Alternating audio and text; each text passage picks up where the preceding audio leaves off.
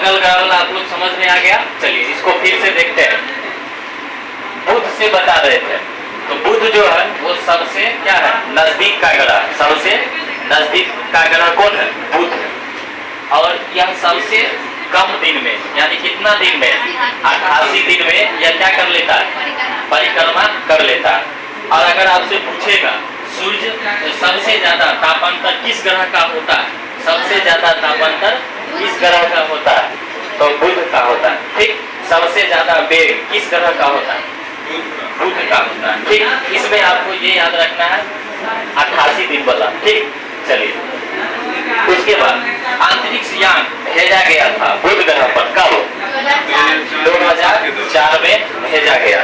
ठीक है, ये आपका बुध हो गया। उसके बाद शुक्र, शुक्र में होता है वेनस, क्या कहते हैं इसको, वेनस। सबसे गर्म ग्रह होता है शुक्र, और भोर का तारा, सांझ का तारा, इसी ग्रह को कहा जाता है। पृथ्वी का भाग्नि ग्रह, इसी को कहा जाता है।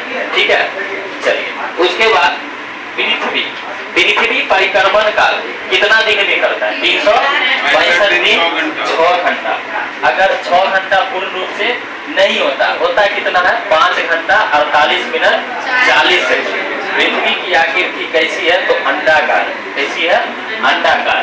और पृथ्वी को ही क्या कहते हैं, नीला ग्रह कहते हैं। पृथ्वी को ही क्या कहते हैं, नीला ग्रह कहा जाता है। पृथ्वी को नीला ग्रह कहा जाता है। ठीक है, और कितना प्रतिशत जल पाया जाता है, 71% जल पाया जाता है।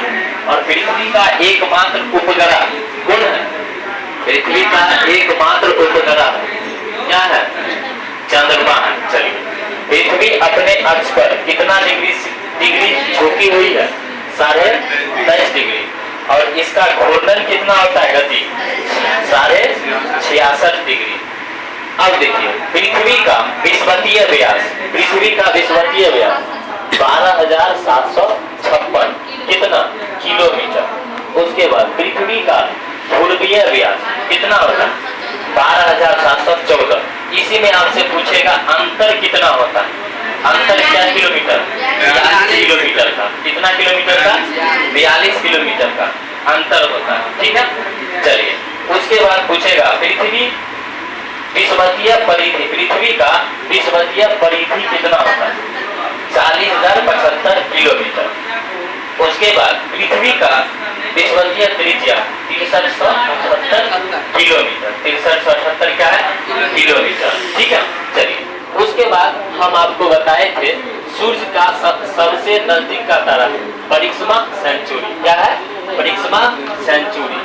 उसके बाद मंगल ग्रह पे हम लोग चले, तो मंगल ग्रह, इसको लाल ग्रह के नाम से जाना जाता है। इसको किस ग्रह के नाम जाना जाता है, लाल ग्रह के नाम से जाना जाता है। क्यों, क्योंकि इसमें आयरन ऑक्साइड की मात्रा अधिक है, और आयरन ऑक्साइड की मात्रा अधिक होने के कारण इसको क्या कहते हैं, लाल ग्रह कहा जाता है। इसको क्या कहा जाता है, लाल ग्रह कहा जाता है। इसका 2 उपग्रह भी है।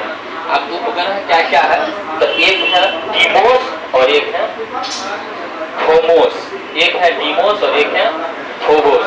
तो 2 उपग्रह, ठीक है। मंगल के कितने उपग्रह हैं, 2 उपग्रह हैं।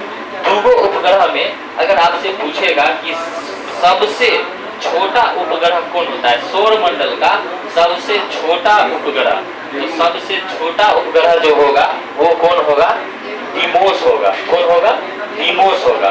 तो इसी तरह हम आपको 1-2 क्वेश्चन भी हम आपको बताए थे। आप बोलिए कि सूर्य में कितना प्रतिशत हाइड्रोजन पाया जाता है, 71%। हीलियम कितना प्रतिशत पाया जाता है, 26.5%। और अन्य तत्व कितना प्रतिशत पाया जाता है, 2.5% पाया जाता है।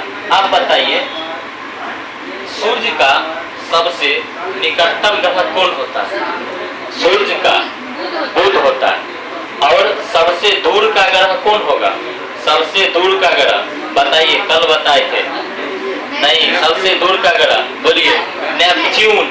इसको क्या बोलते हैं, अरुण बोलते हैं। इसको क्या बोलते हैं, नहीं, वरुण बोलेंगे। नेपच्यून का क्या बोलेंगे, वरुण। और यूरेनस को क्या बोलेंगे, अरुण बोलेंगे। लेटा हुआ ग्रह किसको कहेंगे, अरुण को कहेंगे, यानी उसका क्या नाम है, यूरेनस। क्या नाम है, यूरेनस। देखिए अ से और ए से ओ होता है तो ओ भी हो गया कि वोवेल लेटर हो गया, और ये भी हो गया यू भी वोवेल है। तो इस तरह से आप दिमाग बैठा लीजिए कि यूरेनस और इधर अरुण दोनों क्या वोवेल, इसीलिए क्या होगा यूरेनस अरुण होगा। और लेटा हुआ ग्रह किसको कहेगा, अरुण को कहा जाएगा, लेटा हुआ ग्रह अरुण को कहा जाएगा। ठीक है, किस ग्रह को लाल ग्रह कहा जाता है, मंगल को कहा जाता है। क्यों कहा जाता है, क्योंकि उसमें आयरन ऑक्साइड की मात्रा अधिक है और उसके दो उपग्रह होते हैं, एक होते हैं फोमोस और एक होते हैं डीमोस होते हैं, एक फोमोस और एक डीमोस। सबसे छोटा उपग्रह कौन होता है, सबसे छोटा उपग्रह डीमोस होता है। पृथ्वी का एकमात्र उपग्रह चंद्रमा, पृथ्वी का एकमात्र उपग्रह चंद्रमा। ठीक है, पृथ्वी का ध्रुवीय व्यास कितना होता है, ध्रुवीय व्यास विश्ववीय व्यास 12,714 ध्रुवीय व्यास, न कि विश्ववीय व्यास। हम पूछे हैं ध्रुवीय व्यास देखो लिखा होगा 12,714 और विश्ववीय व्यास 12,756। अगर इसमें पूछेगा दोनों में अंतर कितना किलोमीटर, 42 किलोमीटर का अंतर होता है। ठीक है, चलिए अब बताइए चंद्र ग्रहण जो होता है वो कब होता है, चंद्र ग्रहण कब होता है, पूर्णिमा के दिन होता है कि अमावस्या के दिन होता है, पूर्णिमा के दिन होता है। और अमावस्या जो होता है उस दिन सूर्य ग्रहण लगता है। तो इस चीज को आप लोग समझ गए क्या, लेटा हुआ ग्रह बोलिए किसको कहा जाएगा, अरुण को। पीला ग्रह किसको कहा जाएगा, पीला बृहस्पति को कहा जाएगा, बृहस्पति को पीला ग्रह कहा जाएगा। सबसे भारी ग्रह किसको कहा जाएगा, बृहस्पति को कहा जाएगा। और सबसे हल्का ग्रह बुध को, सबसे हल्का ग्रह बुध को।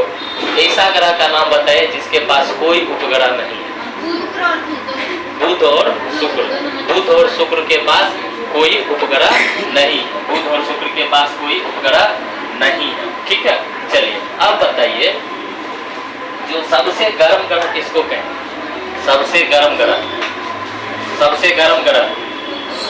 किसको कहेंगे, शुक्र को कहेंगे। सबसे गर्म ग्रह किसको कहेंगे, शुक्र को कहेंगे। इवनिंग स्टार किसको कहेंगे, शुक्र को कहेंगे। इवनिंग स्टार यानी सांझ का तारा, भोर का तारा। पृथ्वी का भग्नी ग्रह किसको कहेंगे, शुक्र को कहेंगे।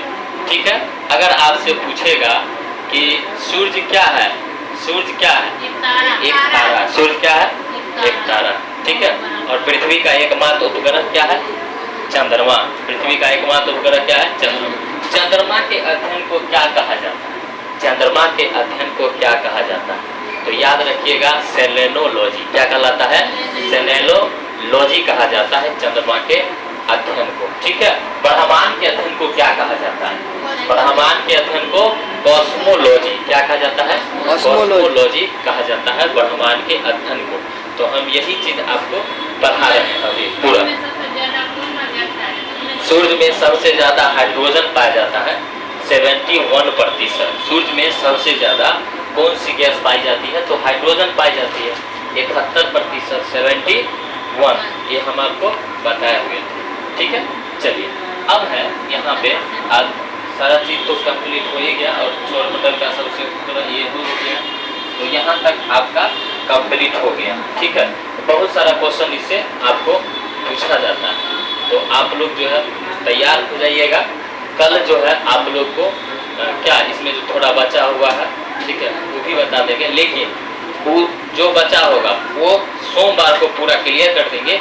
कल आपसे पूरा जो है क्वेश्चन पूछा जाएगा, कल आपसे पूरा क्वेश्चन ऑब्जेक्टिव टाइप में पूछा जाएगा, रिवाइज हो जाएगा, जिससे कि आपको पूरा दिमाग में अट जाएगा, किसी तरह की कोई दिक्कत नहीं होगा। ठीक है, चलिए मजा आया ना आप लोग को, नहीं आया?